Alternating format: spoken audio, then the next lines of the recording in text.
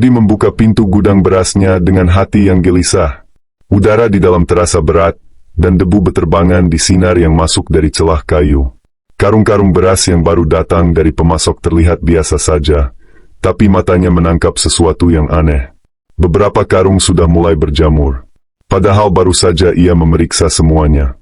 Tangannya gemetar saat ia menyingkirkan karung yang rusak itu. Ia mencoba menenangkan diri dan mulai menata ulang karung-karung beras lain. Tangan Budi terasa lelah meski baru beberapa menit bekerja. Ada rasa dingin yang menembus tulang, membuat bulu kuduknya merinding. Ia menepuk-nepuk lengannya sendiri, mencoba mengusir rasa takut itu. Hanya saja, rasa tidak nyaman itu tetap menempel. Beberapa meter dari situ, di toko sebelah, Juragan Slamet tersenyum tipis sambil menatap ke arah Budi. Tatapannya tajam dan dingin. Budi merasa seperti ada sesuatu yang menahan napasnya. Ia menunduk dan melanjutkan pekerjaannya. Setiap kali ia menatap kembali, Slamet masih berdiri di situ, seolah mengawasi setiap gerakan. Budi menepuk-nepuk kepala untuk mengusir rasa gelisahnya. Ia mencoba berpikir rasional. Mungkin beras yang berjamur itu memang karena kesalahan pemasok atau udara yang lembab. Namun perasaan itu semakin kuat ketika ia memindahkan karung terakhir dan menemukan sesuatu di sudut gudang. Sebuah boneka kecil terselip di antara karung. Matanya yang terbuat dari manik-manik seolah menatap langsung ke arahnya. Budi membungkuk dan mengangkat boneka itu. Jarum kecil menancap di tubuh boneka itu. Ia merasakan hawa dingin menusuk punggungnya. Jantungnya berdebar kencang. Ia menyadari ini bukan kebetulan. Boneka itu mirip dirinya sendiri. Tangan gemetar memegang boneka. Budi merasa ada sesuatu yang salah. Ia menurunkan boneka itu perlahan ke lantai, tapi rasanya seperti ada mata yang terus menatapnya dari pojok gudang. Keringat dingin menetes di pelipisnya. Ia mencoba mengingat nasihat teman dekatnya yang paham hal-hal gaib. Temannya pernah berkata, jika ada boneka kecil dengan jarum, itu bukan main-main. Santet sambar nyawa bisa menjadi ancaman nyata bagi orang yang dikirimi. Budi menelan ludah. Ia mencoba berpikir rasional lagi, tapi rasa takut semakin membesar. Budi memeriksa karung beras lain. Tidak ada yang aneh. Tapi setiap kali ia menoleh, bayangan di gudang seolah bergeser. Suara langkah kaki terdengar ringan di lantai kayu yang kosong. Budi berhenti bergerak dan menahan napas. Ia tidak ada orang lain di dalam gudang kecuali dirinya sendiri. Tiba-tiba terdengar suara benda jatuh. Budi menoleh ke arah bunyi itu dan melihat beberapa jarum berserakan di lantai. Jarum itu tidak mungkin jatuh begitu saja. Ia yakin itu ada hubungannya dengan boneka tadi. Jantungnya terasa seperti hendak keluar dari dada. Budi mencoba memanggil seseorang untuk datang ke gudangnya. Ia mengeluarkan ponsel dan menelpon temannya yang biasa membantunya. Halo, temanku. Aku butuh bantuan. Aku rasa ada yang salah di gudang, katanya dengan suara bergetar. Temannya menyarankan untuk segera menutup gudang dan menunggu ia datang. Budi menuruti saran itu, menutup pintu dengan hati-hati, dan mengunci gembok dengan tangan gemetar. Beberapa menit berlalu, Budi masih berdiri di depan gudang. Ia merasakan sesuatu yang aneh di udara, seperti ada berat yang menekan bahunya. Udara terasa penuh dengan energi yang tidak terlihat. Ia mencoba menenangkan diri dan berpikir ini semua hanya imajinasinya. Tapi rasa takut itu tetap ada, terus menempel dan semakin berat. Saat ia berjalan menjauh dari gudang, ponselnya berdering. Temannya memberitahu bahwa ia sedang dalam perjalanan, dan akan membawa beberapa benda untuk membersihkan energi negatif. Budi menghela napas lega, tapi matanya terus menatap ke arah gudang. Ada rasa penasaran yang tidak bisa hilang. Ia merasa ada sesuatu yang ingin ia lihat tapi takut menghadapi. Keesokan harinya, saat Budi kembali ke gudang, kejadian aneh kembali terjadi. Beberapa karung beras segar yang baru ia letakkan di rak tampak busuk dalam sekejap. Alat timbang yang baru diperiksa juga rusak lagi. Budi menatap sekelilingnya, jantung berdebar, dan bulu kuduk merinding. Ia menyadari ini bukan kebetulan atau kesalahan manusia biasa. Ini sesuatu yang lebih gelap, sesuatu yang tidak bisa ia jelaskan dengan akal sehat. Budi pun memutuskan untuk mencari jawaban. Ia mengingat semua hal yang terjadi beberapa hari terakhir. Boneka kecil dengan jarum, beras yang busuk, alat timbang yang rusak, dan rasa lemas yang ia alami setiap kali berada di gudang. Semua petunjuk itu mengarah pada satu kemungkinan yang mengerikan. Ada seseorang yang ingin menghancurkan hidupnya secara diam-diam. Temannya tiba dengan beberapa benda dan mulai melakukan ritual sederhana untuk membersihkan energi negatif. Budi menatap dengan cemas. Setiap langkah ritual terasa berat, dan udara di sekitar mereka bergetar dengan sesuatu yang tidak terlihat. Temannya berkata, "Ini mungkin santet sam bernyawa. Energi hitam itu bisa menyerang siapapun dan jika tidak dihentikan, bisa berakibat fatal." Budi menelan ludah. Ia merasa tubuhnya semakin lemas, tangan dan kakinya terasa berat. Ia mencoba fokus, tapi rasa takut semakin besar. Suasana di gudang semakin menekan. Setiap benda di sekitar tampak seperti bergerak sendiri. Boneka kecil itu tetap ada di lantai, seolah menunggu sesuatu. Budi memutuskan untuk mengumpulkan bukti. Ia memotret boneka itu, jarum, dan karung-karung beras yang rusak. Semua ini harus dibawa ke pihak yang bisa dipercaya, termasuk teman paranormalnya. Ia menyadari bahwa persaingan bisnis tidak pernah seserius ini sebelumnya. Ancaman yang ia hadapi bukan sekedar kehilangan pelanggan atau kerugian materi, tapi sesuatu yang bisa mengancam nyawanya. Di luar gudang, Slamet masih menatap dari kejauhan.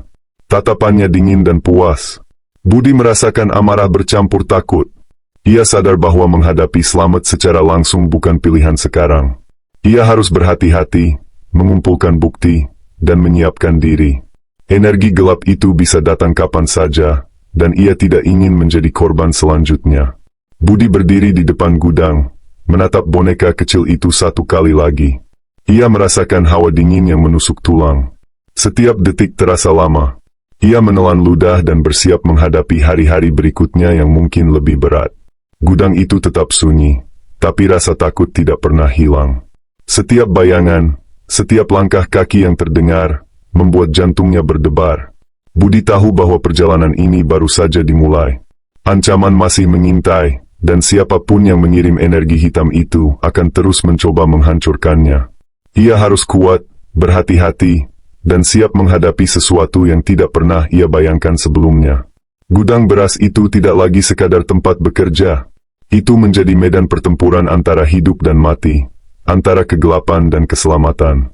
Budi mencoba mengatur napasnya setelah kejadian di gudang. Tubuhnya masih terasa lemas, meski teman paranormalnya sudah pergi beberapa jam lalu. Namun rasa takut tidak hilang. Ia menatap ke arah boneka kecil yang masih tersandar di lantai, jarum yang menancap di tubuhnya seolah menatap balik. Budi merasakan sesuatu yang berbeda hari ini. Udara di sekitar gudang terasa lebih berat daripada sebelumnya. Saat ia berjalan ke rak untuk memeriksa stok beras, langkahnya terhenti. Beberapa karung yang semalam tertata rapi kini miring dan berserakan. Budi menunduk, tangan gemetar saat merapikannya. Tidak ada angin, tidak ada orang lain di sekitar. Ia yakin sesuatu sedang bermain di gudangnya. Sebelum Budi sempat berpikir lebih jauh, telepon genggamnya bergetar. Pesan masuk dari seorang pelanggan yang biasanya membeli beras darinya. Pelanggan itu menulis bahwa beras yang dibelinya mendadak busuk dan baunya aneh. Budi membaca pesan itu berkali-kali, hatinya semakin gelisah. Ini bukan kejadian kebetulan. Energi hitam itu sudah mulai menimbulkan efek pada orang lain. Budi menepuk-nepuk wajahnya sendiri. Ia harus tenang. Ia mengambil tasnya dan keluar dari gudang. Langkahnya terasa berat, setiap detik seperti menahan sesuatu yang tak terlihat. Saat ia melewati gang sempit menuju jalan utama, ia melihat bayangan seseorang berdiri di kejauhan.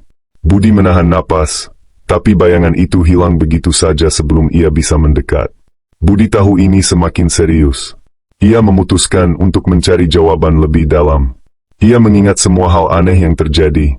Beras yang busuk, alat timbang yang rusak, boneka dengan jarum, dan rasa lemas yang tak bisa dijelaskan. Semua petunjuk mengarah pada satu nama, Juragan Slamet. Ia menelusuri toko-toko di sekitar, mencoba mencari siapa yang bisa memberinya informasi tentang Slamet. Di salah satu toko, pedagang tua yang mengenal Slamet dari dulu mengingatkan Budi dengan nada serius. Hati-hati dengan Slamet. Dia punya cara sendiri untuk mengalahkan pesaing. Orang bilang dia tidak segan pakai cara hitam. Budi menelan ludah. Ia mencoba tetap tenang, tapi pikiran gelap terus menghantuinya. Ia kembali ke gudang, memeriksa setiap karung beras dengan teliti. Saat membungkuk memeriksa dasar rak, matanya menangkap sesuatu yang aneh. Sebuah kertas kecil dengan tulisan simbol aneh terselip di antara karung. Budi mengambilnya dengan tangan gemetar. Simbol itu membuat bulu kuduknya merinding. Ia tahu ini bukan sekadar simbol biasa. Ini bagian dari santet sam bernyawa. Budi mencoba mencari cara untuk menghilangkan simbol itu. Ia menyalakan lilin dan membakar kertas itu, berharap asapnya bisa membersihkan energi negatif. Namun udara di sekitar semakin berat. Lilin berkedip sendiri, dan suara langkah kaki terdengar di seluruh gudang. Budi menoleh, tapi tidak ada siapa-siapa. Tiba-tiba, boneka kecil itu bergerak sedikit. Jarum di tubuhnya bergetar, dan suara bisikan terdengar pelan, tidak jelas asalnya. Budi menutup mulutnya dengan tangan, jantung berdebar. Ia berusaha mundur, tapi rasanya seperti ada sesuatu yang menahan tubuhnya. Setiap langkah terasa berat, setiap napas seperti tertahan. Budi berlari keluar gudang dan menutup pintu rapat-rapat. Ia menekan tubuhnya ke dinding, mencoba menenangkan diri. Tapi rasa takut itu terus menghantui. Ia tahu ini baru permulaan. Energi hitam itu semakin kuat, dan Slamet pasti berada di balik semua ini. Beberapa hari berikutnya, kejadian aneh semakin menjadi-jadi. Pelanggan yang membeli beras dari Budi mulai mengeluh sakit. Stok beras segar yang baru datang mendadak busuk dalam hitungan jam. Alat timbang yang sudah diganti beberapa kali tetap rusak sendiri. Budi mulai menyadari bahwa santet sam bernyawa itu bukan sekadar ancaman, tapi sesuatu yang nyata dan mematikan. Budi memutuskan untuk mendatangi paranormal lain, berharap bisa menemukan cara lebih kuat untuk melawan energi hitam ini. Paranormal itu memeriksa gudang dengan saksama. Ini sudah parah, katanya. Energi hitam ini diarahkan khusus padamu. Ini santet sam bernyawa, yang mengirim tahu persis titik lemahmu. Budi menatap paranormal itu dengan mata penuh ketakutan. Siapa yang bisa melakukan ini? Tanyanya. Paranormal itu menggeleng. Aku tidak bisa bilang pasti, tapi bukti mengarah pada pesaingmu. Orang yang ingin menghancurkan usaha dan hidupmu secara diam-diam. Budi menelan ludah. Ia tahu siapa yang dimaksud. Slamet. Semua bukti dan kejadian aneh mengarah padanya. Tapi menghadapi Slamet secara langsung bukan pilihan. Ia harus mengumpulkan bukti, menyiapkan perlindungan, dan berhati-hati setiap saat. Energi di gudang terasa semakin berat. Setiap benda di sekitar tampak hidup. Boneka kecil itu masih ada, jarumnya bergetar pelan seolah memberi peringatan. Budi tahu ia harus waspada. Setiap gerakan, setiap keputusan, bisa menentukan hidupnya. Hari-hari berikutnya, Budi mulai mencatat semua kejadian aneh. Setiap karung yang busuk, alat yang rusak, boneka yang bergerak sendiri. Semua ia simpan rapi sebagai bukti. Ia juga mempelajari simbol-simbol aneh yang ditemukan di gudang. Paranormal yang membantunya mengatakan simbol itu digunakan untuk mengarahkan energi hitam dan menyerang korban dari jarak jauh. Budi merasa seperti hidupnya berada di tengah perang yang tidak terlihat. Ia harus melawan sesuatu yang tak bisa dilihat, tak bisa disentuh, tapi bisa merusak dan membunuh. Rasa takut bercampur dengan tekad. Ia tahu ia harus kuat jika ingin selamat. Suatu sore, Budi mendengar suara ketukan di pintu gudang. Jantungnya berdebar.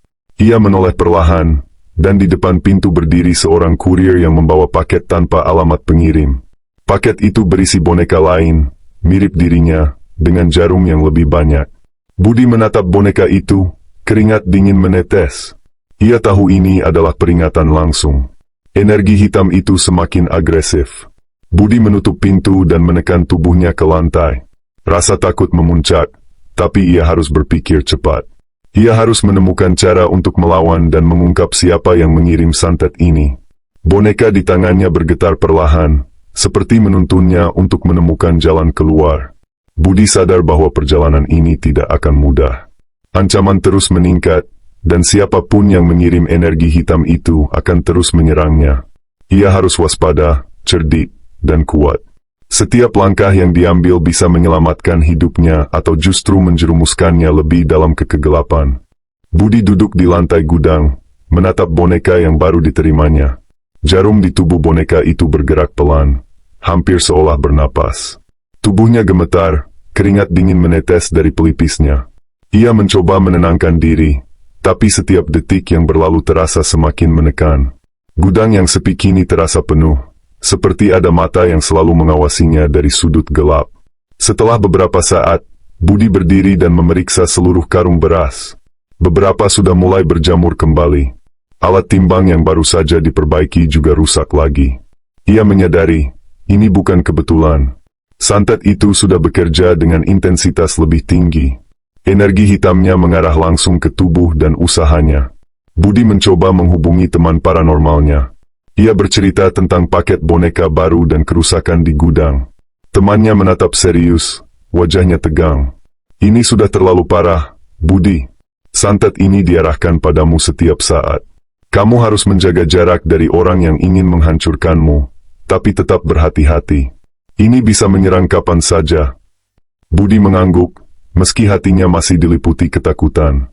Ia menyadari bahwa menghadapi Slamet secara langsung sekarang bisa sangat berbahaya. Energi yang dikirim ke dirinya begitu kuat dan Slamet jelas tahu titik lemah Budi. Ia harus menyiapkan strategi lain. Beberapa hari berikutnya, Budi mulai merasakan gejala fisik yang aneh. Tubuhnya lemas, pusing, dan terkadang terasa seperti ada tangan yang menahan dadanya. Tidurnya terganggu karena mimpi-mimpi aneh tentang gudang yang gelap dan boneka yang menatapnya. Setiap kali membuka mata, ia merasa ada sesuatu yang berdiri di dekatnya. Di sisi lain, usaha Budi semakin terancam. Pelanggan mulai menghindar, takut berasnya akan rusak. Budi mencoba menjelaskan, tapi siapa yang percaya? Kejadian yang terjadi terlalu aneh untuk diterima akal sehat. Ia menyadari bahwa ini bukan hanya tentang persaingan bisnis biasa, tapi sesuatu yang lebih gelap dan berbahaya. Suatu sore, Budi menemukan karung beras baru yang rusak parah. Aroma busuk memenuhi gudang, membuatnya mual. Ia menatap karung itu dan kemudian melihat sesuatu yang menakutkan. Ada simbol aneh yang tergores di lantai kayu di bawah karung. Simbol itu sama dengan yang ia temukan sebelumnya. Rasa takutnya meningkat, tapi ia tahu ia harus tetap tenang. Ia mengambil foto sebagai bukti dan memutuskan untuk melakukan ritual perlindungan sederhana. Saat Budi menyalakan lilin dan membakar kemenyan di tengah gudang, udara tiba-tiba berubah menjadi berat. Lilin berkedip sendiri, dan suara bisikan terdengar di seluruh ruang. Budi menutup mata, menahan napas, dan mencoba fokus pada doa yang diajarkan temannya. Hanya suara napasnya yang terdengar, tapi ia merasa seperti ada sesuatu yang bergerak di sekelilingnya. Tiba-tiba boneka di tangannya bergerak sendiri. Jarumnya bergetar lebih cepat, dan suara bisikan semakin jelas. Budi menatap boneka itu dengan mata terbuka lebar. Ia menyadari bahwa energi hitam itu bukan hanya menyerang usahanya, tapi juga tubuh dan pikirannya. Ia merasakan tekanan di dada yang semakin berat. Setelah beberapa menit yang terasa seperti selamanya, bisikan itu berhenti. Udara menjadi sedikit lebih ringan. Budi menunduk, menenangkan diri, dan memeriksa boneka itu. Jarum di tubuh boneka tidak bergerak lagi. Ia menaruh boneka itu di sudut gudang dengan hati-hati dan menutup mata sejenak, mencoba mengumpulkan keberanian. Hari berikutnya, Budi memutuskan untuk menyelidiki lebih dalam tentang Slamet. Ia mengunjungi beberapa pedagang dan teman lama yang mengenal Slamet. Dari setiap informasi yang ia kumpulkan, satu hal jelas. Slamet dikenal tidak segan menggunakan cara hitam untuk menghancurkan pesaing. Budi menelan ludah. Semua bukti dan kejadian aneh semakin mengarah pada Slamet. Budi kembali ke gudang dan memeriksa semua simbol, boneka, dan karung beras. Ia mulai menyusun strategi. Ia harus menghadapi ancaman ini dengan cerdas. Energi hitam itu semakin nyata, dan setiap gerakan yang salah bisa berakibat fatal. Ia menyadari bahwa ini bukan hanya tentang bisnis, tapi tentang hidup dan mati. Pada malam itu, Budi mendengar ketukan di pintu gudang. Ia menoleh perlahan, dan di depan pintu berdiri seorang kurir dengan paket misterius lagi. Budi merasa jantungnya berhenti sebentar. Paket itu berisi boneka lain, lebih menyeramkan dari sebelumnya. Jarumnya lebih banyak dan lebih tajam. Budi menatap boneka itu dengan rasa takut bercampur marah. Ia tahu ini adalah ancaman langsung dari Slamet. Budi menutup pintu dan menekan tubuhnya ke lantai. Ia menatap boneka itu, merasa ada sesuatu yang menunggu langkahnya. Setiap detik terasa panjang. Ia menyadari bahwa waktu untuk menghadapi ancaman ini semakin dekat. Energi hitam itu semakin kuat, dan siapapun yang mengirimnya akan terus menyerang. Budi tahu bahwa ia harus tetap kuat dan waspada.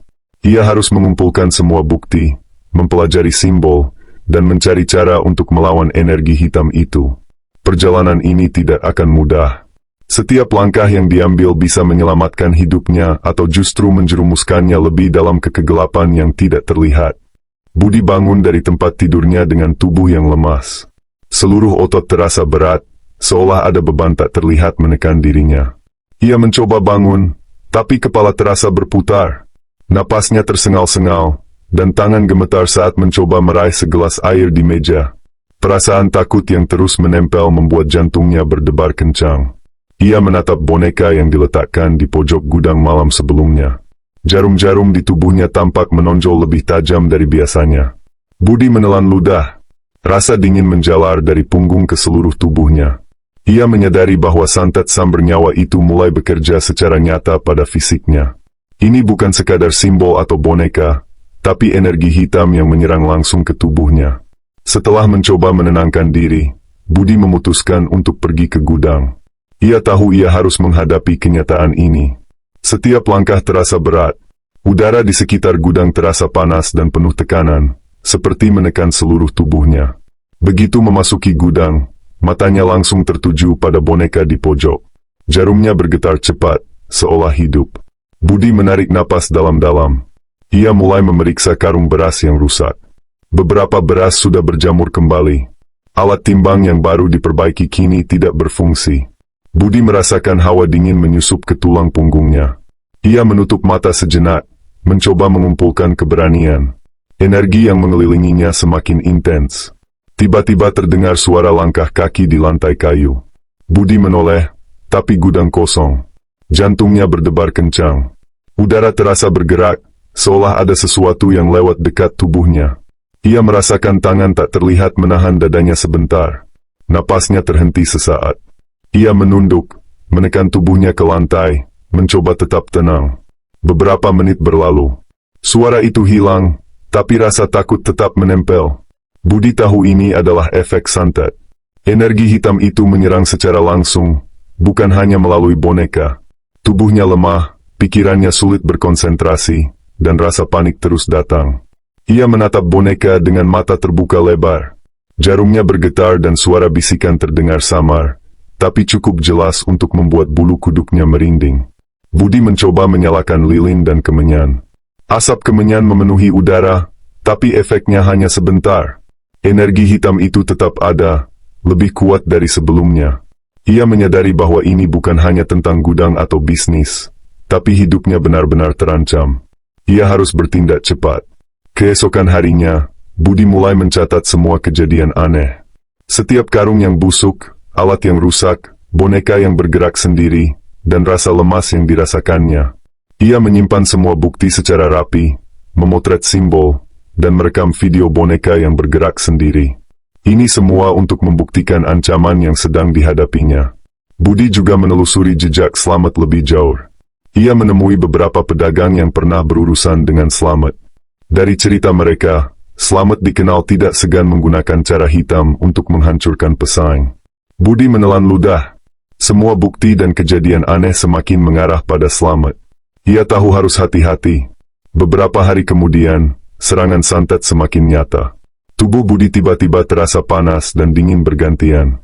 Napasnya sesak, dan pandangannya kabur. Ia terjatuh di lantai gudang, menahan sakit yang menjalar ke seluruh tubuh. Boneka di pojok tampak bergerak mendekat. Jarum-jarum yang menancap tampak bersinar merah, seolah menyalurkan energi hitam langsung padanya. Budi mencoba merapal doa yang diajarkan temannya. Suara bisikan terdengar lebih jelas, seperti berasal dari semua arah. Ia merasakan tangan tak terlihat menahan dadanya lebih kuat, membuatnya hampir kehilangan kesadaran. Tapi Budi menahan diri, memfokuskan seluruh tenaga untuk tetap sadar. Setelah beberapa menit yang terasa seperti selamanya, tubuhnya sedikit membaik. Energi hitam itu tidak sepenuhnya hilang, tapi serangannya mereda. Budi menatap boneka dengan mata lebar. Ia menyadari bahwa siapapun yang mengirim santet ini memiliki kontrol penuh atas energi gelap itu. Jika ia lengah, nyawanya bisa melayang. Budi tahu ia harus melawan. Ia mulai menyiapkan perlindungan tambahan. Lilin, kemenyan, dan benda-benda yang dipercaya bisa menetralkan energi hitam ia letakkan di seluruh gudang. Boneka-boneka lain yang diterimanya ia pisahkan, tapi tetap ada aura gelap yang menempel pada mereka. Ia menyadari bahwa ancaman itu bukan hanya fisik, tapi juga psikologis. Suatu sore, Budi mendengar ketukan di pintu. Ia menoleh, dan di depan pintu berdiri seorang kurir lagi. Paket misterius itu tampak lebih berat dari sebelumnya. Budi menatap paket itu, jantung berdebar. Ia tahu ini bukan sekadar peringatan, tapi serangan langsung. Energi hitam itu semakin kuat, dan Slamet jelas berada di balik semua ini. Budi menutup pintu dan menekan tubuhnya ke lantai. Ia menatap paket itu dengan mata terbuka lebar. Jarum di boneka yang ada di dalam paket bergetar pelan, seperti menunggu untuk menyerang. Budi merasakan hawa dingin menyelimuti tubuhnya, bulu kuduk berdiri. Ia sadar bahwa waktu untuk bertindak semakin sempit. Energi hitam itu terus mengintai, dan setiap langkah salah bisa berakibat fatal. Budi mulai menyusun rencana. Ia harus menemukan cara untuk melawan, mengungkap siapa yang mengirim santet, dan melindungi dirinya dari serangan berikutnya. Boneka di tangannya bergetar pelan, seolah menuntunnya untuk menemukan jalan keluar. Ia tahu, perjalanannya baru saja memasuki babak paling berbahaya. Budi terbangun dengan tubuh yang pegal dan kepala yang berdenyut hebat. Rasa lelah yang ia rasakan bukan karena kerja keras, tapi seperti ada sesuatu yang menekan seluruh tubuhnya dari dalam. Napasnya tersengal dan tangannya gemetar saat mencoba menyingkirkan selimut. Ia menatap boneka yang berada di meja dekatnya. Jarum di tubuh boneka itu bergetar dengan cepat, seakan mengirimkan energi yang menusuk tulang. Budi mencoba bangun, tapi tubuhnya terasa berat. Setiap langkah terasa seperti menahan beban yang tak terlihat. Ia menelan ludah dan berjalan pelan menuju gudang. Setiap kali kaki menyentuh lantai, terdengar suara gemerisik, seperti ada sesuatu yang bergerak di bawah karung-karung beras. Jantungnya berdebar kencang, bulu kuduk merinding. Ia tahu ini bukan imajinasi, tapi ancaman nyata yang mengintai setiap detiknya. Saat memasuki gudang, Budi merasakan hawa dingin menyelimuti seluruh tubuhnya. Boneka-boneka yang diterimanya dari kurir tampak menatap langsung padanya. Jarum di tubuh boneka itu bergetar lebih cepat daripada sebelumnya, seperti menyalurkan energi hitam ke tubuh Budi. Napasnya tersengal, kepala berputar, dan tangan terasa kaku. Ia mencoba menenangkan diri, tapi rasa sakit semakin membesar. Budi mengambil lilin dan menyalakan kemenyan, berharap bisa menetralkan energi gelap itu. Asap kemenyan berputar di udara, tapi efeknya hanya sebentar. Boneka-boneka itu tetap bergerak sendiri, dan simbol aneh yang pernah ia temukan di lantai kayu muncul kembali seolah tertulis sendiri. Budi menelan ludah, mencoba fokus pada doa yang diajarkan temannya. Beberapa menit kemudian, rasa sakit mulai sedikit mereda, tapi jantungnya masih berdebar kencang. Budi menyadari bahwa serangan ini bukan hanya fisik, tapi juga memengaruhi pikirannya. Setiap kali menatap boneka itu, ia merasa cemas dan takut berlebihan. Tubuhnya lemas, dan pikirannya sulit berkonsentrasi. Ini energi hitam yang dikirim langsung untuk melemahkannya. Budi tahu ia tidak bisa terus-terusan seperti ini. Ia mulai menelusuri gudang, memeriksa setiap karung, boneka, dan simbol yang ada. Ia mencoba memahami pola serangan. Setiap boneka yang dikirim, setiap simbol yang muncul, semuanya diarahkan untuk melemahkan tubuh dan pikirannya. Ia sadar bahwa Slamet jelas berada di balik ini. Persaingan yang tampak biasa ternyata telah menjadi perang hidup dan mati. Hari berikutnya, efek santet semakin terasa.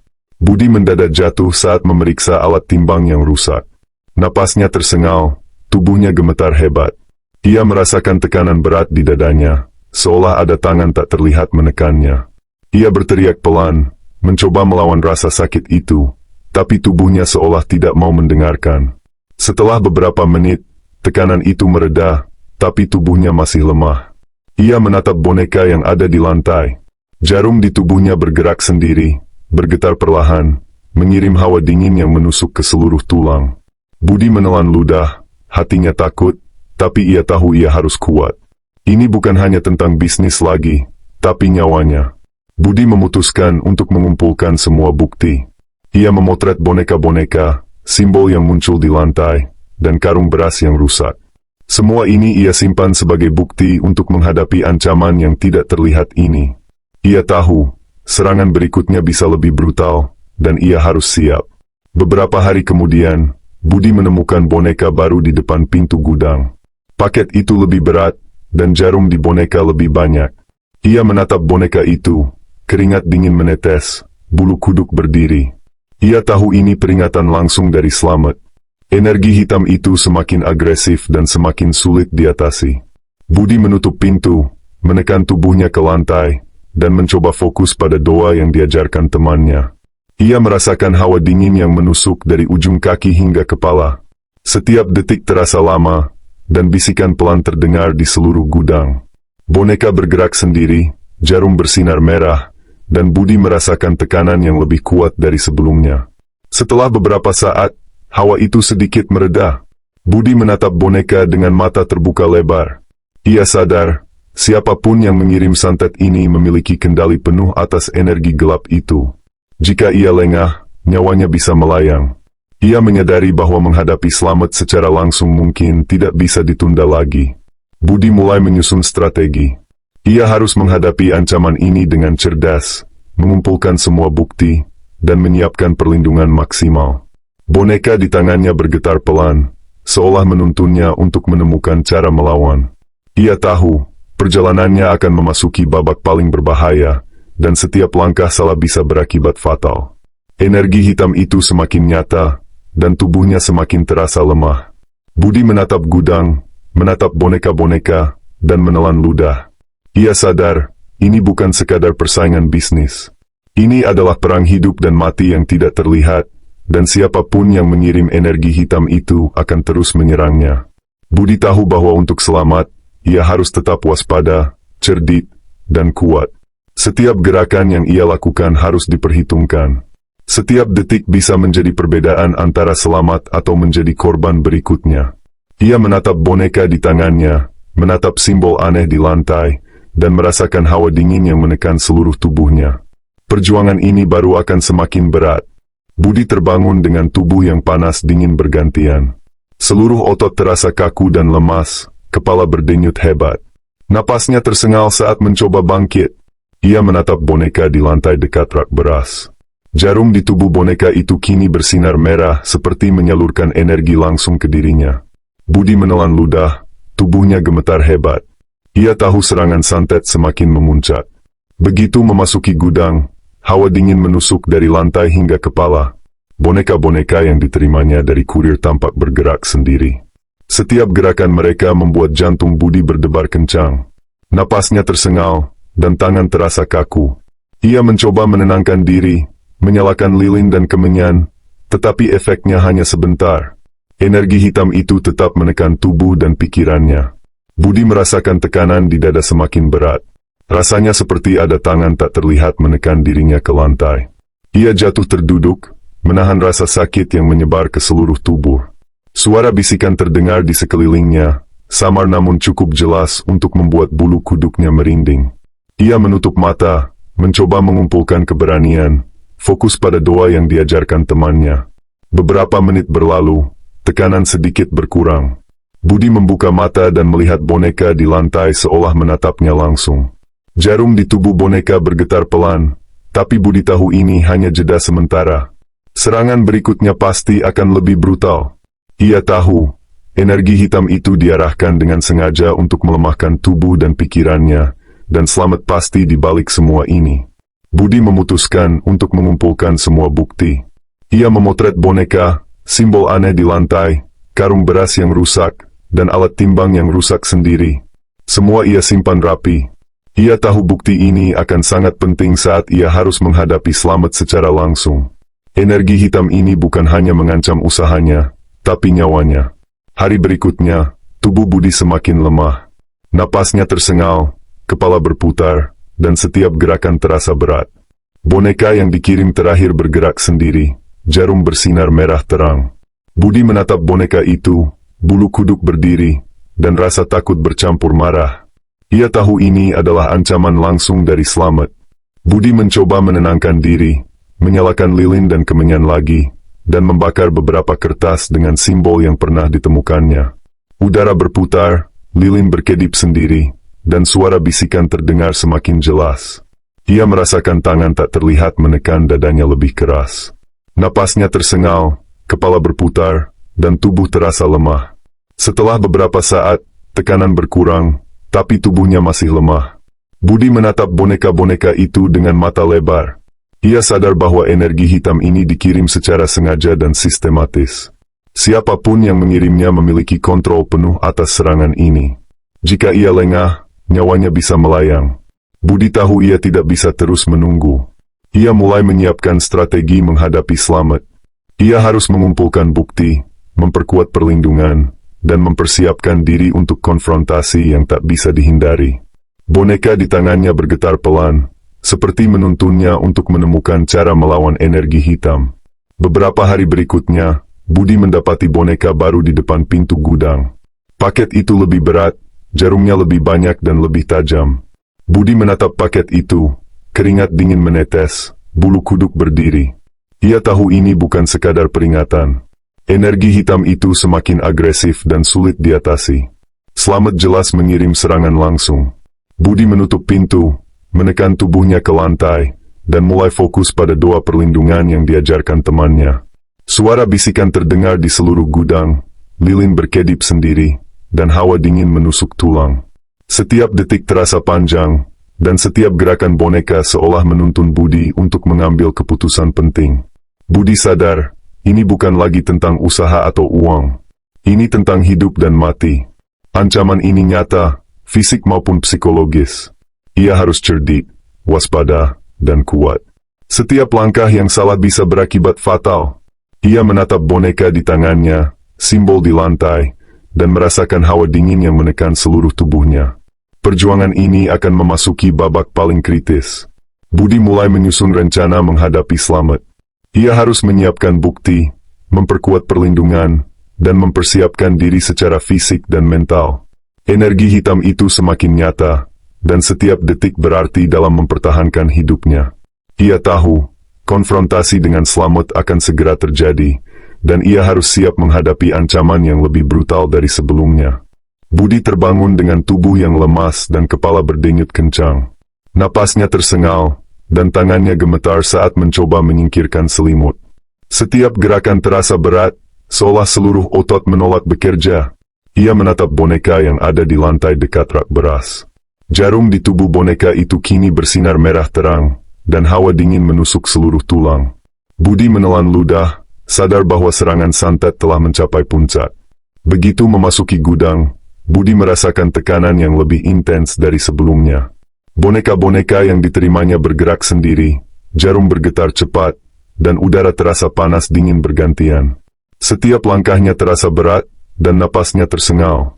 Ia mencoba menyalakan lilin dan kemenyan, tapi efeknya hanya sebentar. Energi hitam itu menyerang langsung ke tubuh dan pikirannya. Budi terhuyung ke arah rak beras. Rasa sakit di dada semakin parah, seperti ada tangan tak terlihat menekannya dengan kekuatan penuh. Napasnya tersengal, kepala berputar, dan tubuhnya hampir kehilangan kesadaran. Suara bisikan terdengar di seluruh gudang, semakin jelas dan menusuk telinga. Ia menutup mata, mencoba fokus pada doa yang diajarkan temannya. Beberapa menit yang terasa seperti selamanya, tekanan itu sedikit berkurang. Budi membuka mata dan melihat boneka di lantai seolah menatap langsung ke dirinya. Jarum di tubuh boneka bergetar pelan, tapi Budi tahu ini jeda sementara. Serangan berikutnya pasti lebih brutal. Ia sadar siapapun yang mengirim santet ini memiliki kendali penuh atas energi hitam itu. Jika ia lengah, nyawanya bisa melayang. Budi tahu ia harus mengambil langkah lebih tegas. Ia mulai menyiapkan perlindungan tambahan. Lilin, kemenyan, dan benda-benda untuk menetralkan energi hitam ia letakkan di seluruh gudang. Boneka-boneka lain yang diterimanya ia pisahkan, tapi aura gelap masih menempel pada mereka. Ia menyadari bahwa ancaman ini bukan hanya fisik, tapi juga psikologis. Tubuh Budi lemah, napas tersengal, tapi tekadnya semakin kuat. Ia harus menghadapi Slamet dan mengakhiri ancaman ini. Ia mulai menyusun strategi. Setiap bukti yang ia kumpulkan, setiap simbol yang pernah ditemui, semua akan menjadi kunci untuk menghadapi musuhnya. Energi hitam itu semakin nyata, tapi Budi sadar ia tidak bisa lari selamanya. Beberapa hari kemudian, paket baru ditemukan di depan pintu gudang. Boneka itu lebih besar, jarumnya lebih banyak, dan aura yang ditimbulkan semakin menekan. Budi menatap paket itu, bulu kuduk berdiri, keringat dingin menetes, jantung berdebar. Ia sadar ini adalah peringatan terakhir. Energi hitam itu semakin agresif dan lebih sulit diatasi. Budi menutup pintu, menekan tubuhnya ke lantai, dan mencoba fokus pada doa perlindungan. Lilin berkedip sendiri, hawa dingin menusuk tulang, dan suara bisikan terdengar di seluruh gudang. Boneka bergerak sendiri, jarum bersinar merah, dan Budi merasakan tekanan yang lebih kuat dari sebelumnya. Ia tahu, waktu untuk menghadapi Slamet semakin dekat. Energi hitam ini tidak akan berhenti sampai musuhnya dihadapi. Budi menatap boneka di tangannya, simbol di lantai, dan merasakan hawa dingin yang menekan seluruh tubuhnya. Perjuangan ini akan memasuki babak paling kritis, dan setiap langkah salah bisa berakibat fatal. Budi mulai menyiapkan semua bukti. Foto boneka, simbol, karung beras yang rusak, alat timbang, dan rekaman video pergerakan boneka semuanya dikumpulkan. Ia tahu ini akan menjadi kunci untuk menghadapi Slamet dan menghentikan serangan santet. Ia harus siap secara fisik dan mental. Saat malam semakin larut, Budi menyalakan lilin di seluruh gudang. Aroma kemenyan memenuhi udara, tapi hawa gelap tetap ada. Ia menatap boneka yang ada di tengah gudang. Jarum bergetar pelan, seakan menunggu gerakan berikutnya. Napasnya tersengal, tubuh lemas, tapi tekadnya semakin kuat. Ia sadar bahwa ini adalah puncak teror, dan konfrontasi tidak bisa dihindari lagi. Budi menatap gudang, menatap boneka, dan menelan ludah. Setiap detik kini berharga. Ia sadar, ancaman ini nyata, fisik maupun psikologis. Energi hitam yang menyerangnya begitu intens, dan siapapun yang mengirimnya jelas mengawasi setiap gerakan. Ia harus berhati-hati, cerdik, dan kuat. Budi tahu bahwa persiapan terakhirnya akan menentukan segalanya. Setiap bukti, setiap perlindungan, setiap doa, semuanya harus tepat. Boneka di tangannya bergetar pelan, seolah menuntunnya untuk melangkah ke babak yang menentukan. Energi hitam itu semakin nyata, tapi tekadnya untuk menghadapi Slamet lebih besar. Budi berdiri di gudang, napas tersengal, tubuh lemas, tapi matanya tetap fokus. Boneka-boneka yang menebar aura gelap tersebar di seluruh ruangan, jarum bergetar dan simbol aneh di lantai seolah menari mengikuti energi yang menghantui. Hawa dingin menusuk tulang, membuat bulu kuduk berdiri, tapi tekad Budi tak tergoyahkan. Ia tahu, malam ini harus menjadi titik akhir dari teror yang menghantuinya. Tiba-tiba pintu gudang terbuka. Slamet berdiri di ambang pintu, wajahnya dingin dan penuh percaya diri. Budi menelan ludah, menatap musuhnya yang selama ini menjadi dalang di balik serangan santet. Energi gelap dari boneka-boneka dan simbol di lantai terasa semakin kuat, seolah didorong oleh kehadiran Slamet. Slamet melangkah masuk perlahan. "Budi, kamu terlalu berani." Suaranya dingin, tapi terdengar jelas di gudang yang penuh hawa gelap. "Kamu pikir bisa lolos dari caraku?" Budi menatap Slamet dengan mata terbuka lebar. Tubuhnya lemas, napas tersengal, tapi matanya penuh tekad. Ia tahu inilah saatnya menghadapi ancaman secara langsung. "Aku tidak akan membiarkanmu menghancurkan hidupku," jawab Budi dengan suara gemetar tapi tegas. Begitu Slamet melangkah mendekat, energi hitam terasa semakin intens. Boneka-boneka di lantai bergerak sendiri, jarum bergetar cepat, dan hawa dingin menusuk ke seluruh tubuh Budi. Napasnya tersengal, kepala berputar, tapi Budi menahan diri. Ia fokus pada doa yang telah diajarkan temannya. Lilin dan kemenyan yang menyala di sekelilingnya perlahan menahan hawa gelap, tapi tidak sepenuhnya.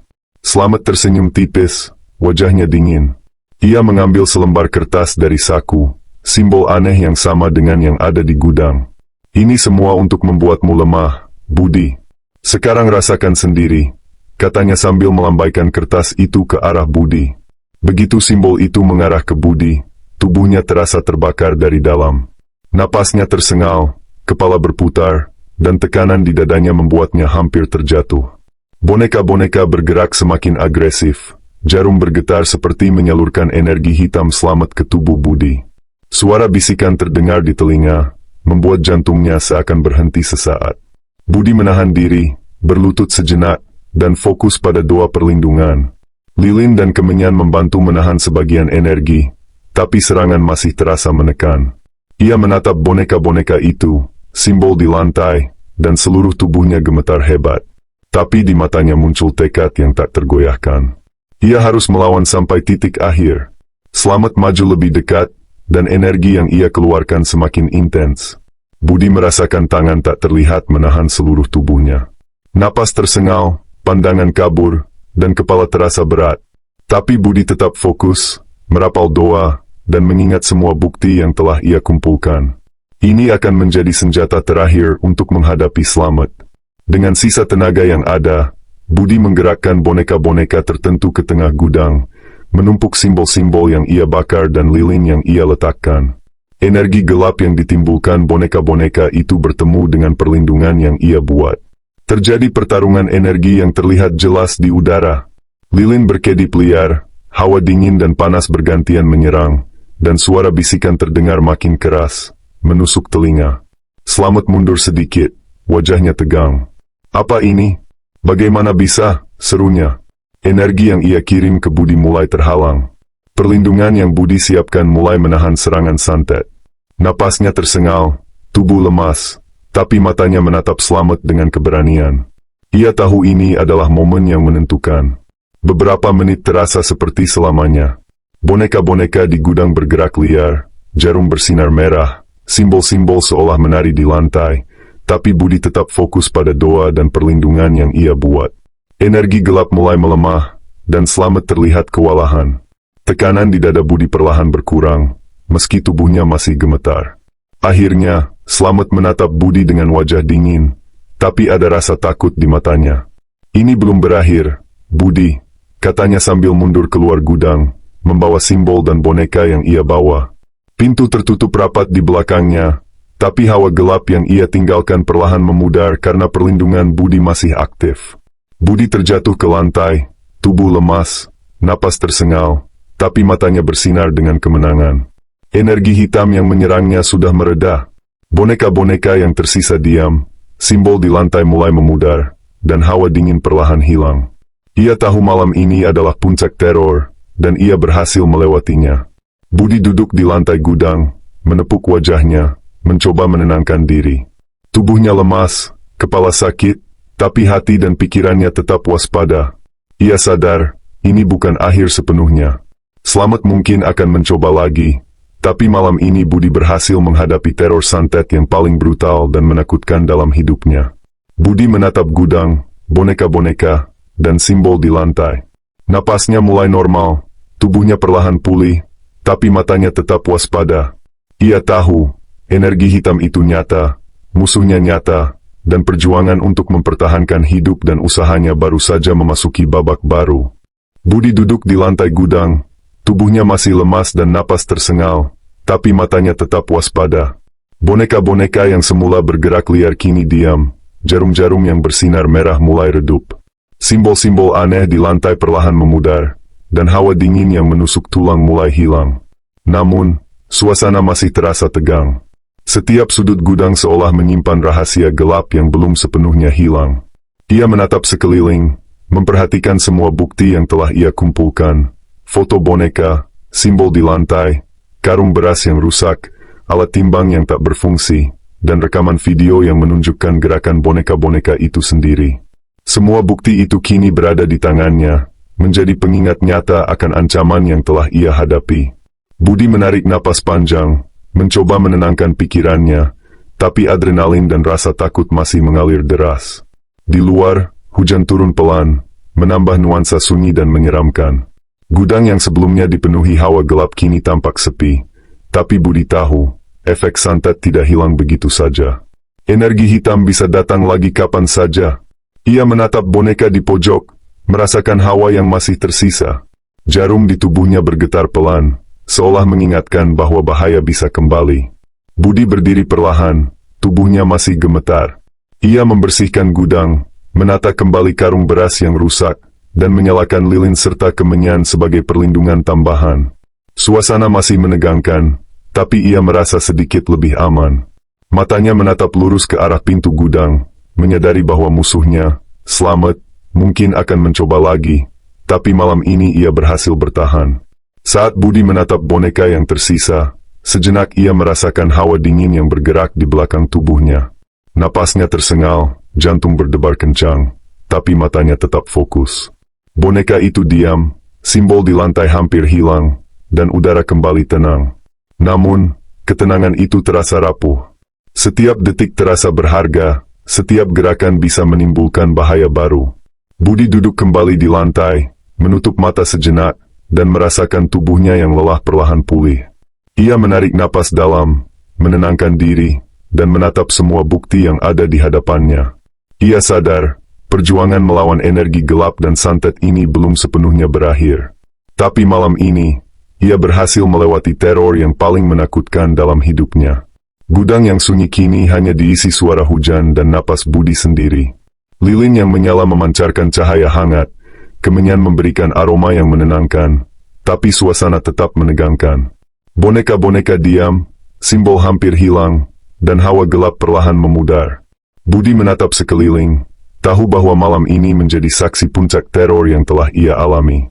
Dengan tubuh yang lelah dan pikiran yang waspada, Budi menyadari satu hal, ancaman nyata selalu ada, energi gelap bisa datang kapan saja, dan musuhnya tidak terlihat selalu mengintai dari balik bayangan. Tapi malam ini, ia berhasil bertahan. Ia berhasil menghadapi teror yang tak terlihat, energi hitam yang menyerang hidup dan pikirannya, serta ancaman dari Slamet yang selama ini menjadi dalang di balik semua. Budi menatap boneka terakhir, simbol terakhir, dan udara yang mulai tenang. Napasnya mulai normal, tubuhnya mulai pulih, tapi matanya tetap waspada. Ia tahu malam ini hanyalah satu babak dalam perjuangan panjang melawan kegelapan yang nyata. Energi gelap itu mungkin akan kembali, tetapi Budi siap menghadapi setiap langkah berikutnya, dengan bukti di tangan dan tekad yang tidak tergoyahkan. Budi berhasil melewati teror yang paling menakutkan dalam hidupnya. Boneka berhenti bergerak, simbol memudar, tapi hawa gelap masih terasa. Bayangan kegelapan bisa kembali kapan saja, mengintai di sudut-sudut yang tak terlihat. Kalau kalian ingin tahu kisah horor berikutnya dan tidak ketinggalan cerita menegangkan lainnya, jangan lupa like, komen, dan subscribe sekarang juga.